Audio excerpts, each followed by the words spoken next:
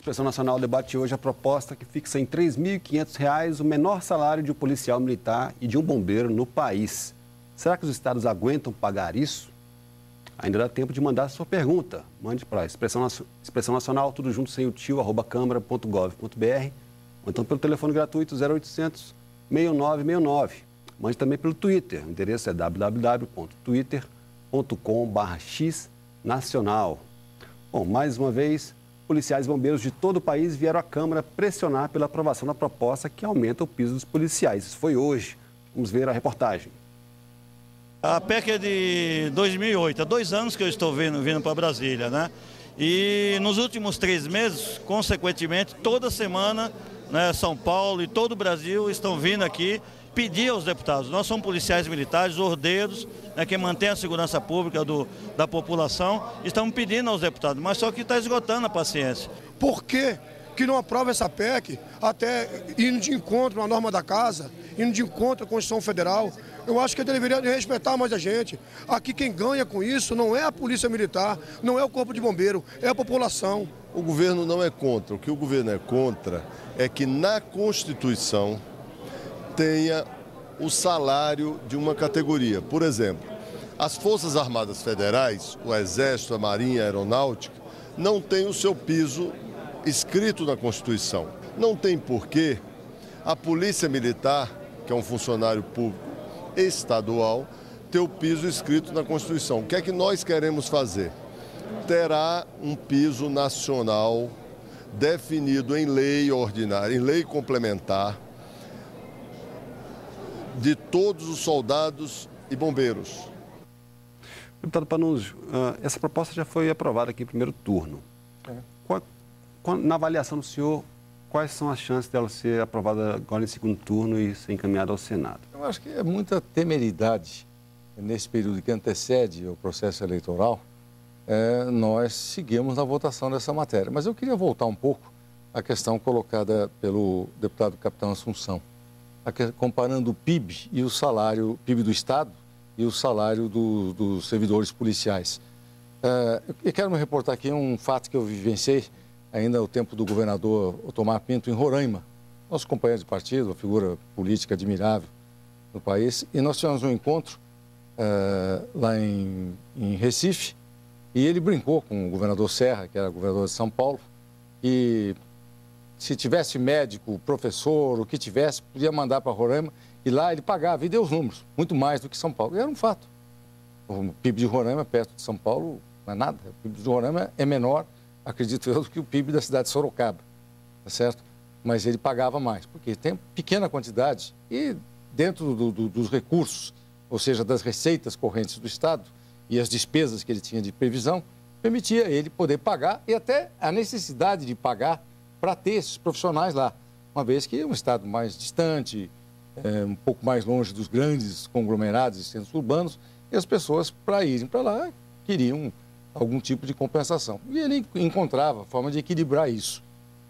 Isso eu estou falando apenas para dizer o seguinte, é muito difícil a gente relacionar, é o maior PIB, é o segundo maior PIB e o salário é o terceiro, o quarto, o quinto, o 20º pior.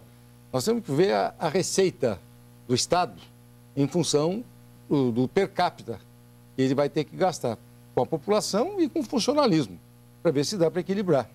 É aí que tem que decidir. E aqui eu fico muito na tese que o professor levantou. Meu Deus do céu, estou e formo entre aqueles que entendem que segurança foi tratado levianamente, foi tratado inconsequentemente por legisladores que nos antecederam, inclusive, a começar do próprio Constituinte. E é preciso recuperar isso.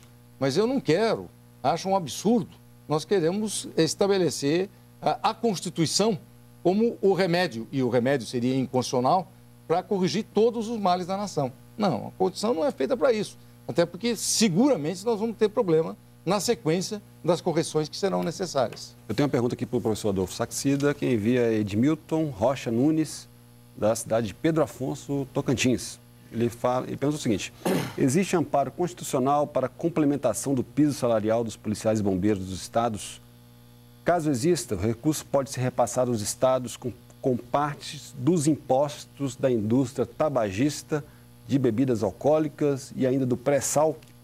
Não, eu acredito que não tem. Isso tem que, eu acho que os deputados aqui são as pessoas mais adequadas para responder. Não há previsão hoje.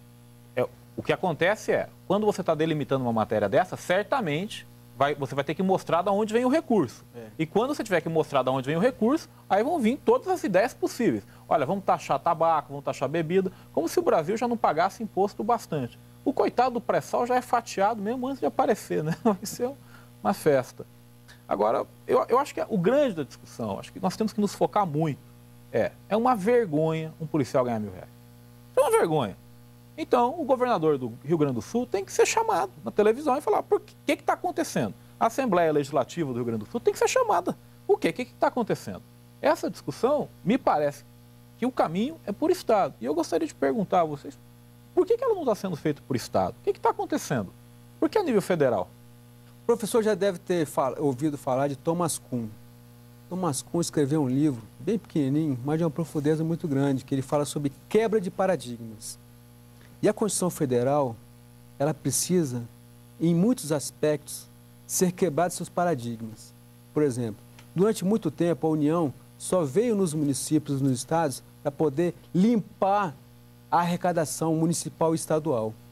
Passou da hora da União se responsabilizar um pouco mais com questões prementes, como é a questão da segurança pública. A gente imagina, a saúde, mal ou bem, ela tem a sua unidade que chega até lá, o seu repasse até os municípios, os estados e os municípios. Educação da mesma forma. Tem o seu Ministério, o Ministério da Saúde, tem o Ministério da Educação. E cadê a segurança pública? O senhor acha que educação pública e saúde pública são exemplos É o tripé. No Brasil, o tripé, uma parte não tem, porque está esfacelado. Eu entendo o que o senhor está falando, só estou perguntando se o senhor acha que saúde e educação pública são exemplos de sucesso no Brasil. Mas eu estou falando mal ou bem. Se você imagina, se saúde e educação já estão esfacelados, eu falei que se gasta, se joga, aí sim, outra palavra que a gente coisificou na nossa cabeça. Tanto a sociedade brasileira quanto os parlamentares. Nós coisificamos a palavra gastar. A gente, quando se referia a saúde, educação e segurança, nós temos que deixar essa coisificação de lado. Gastar é um termo muito pesado. Quando nós começarmos a falar a palavra investimento, aí nós vamos começar a mudar o sentido da coisa. Hoje, esfaceladamente, nós temos algo chegando para a saúde e para a educação. E eu falei sobre os números da educação. Agora, para a segurança pública hoje está relegado a uma pasta dentro do Ministério da Justiça. Não tem sentido nenhum, só existe esse fato no Brasil. Capitão.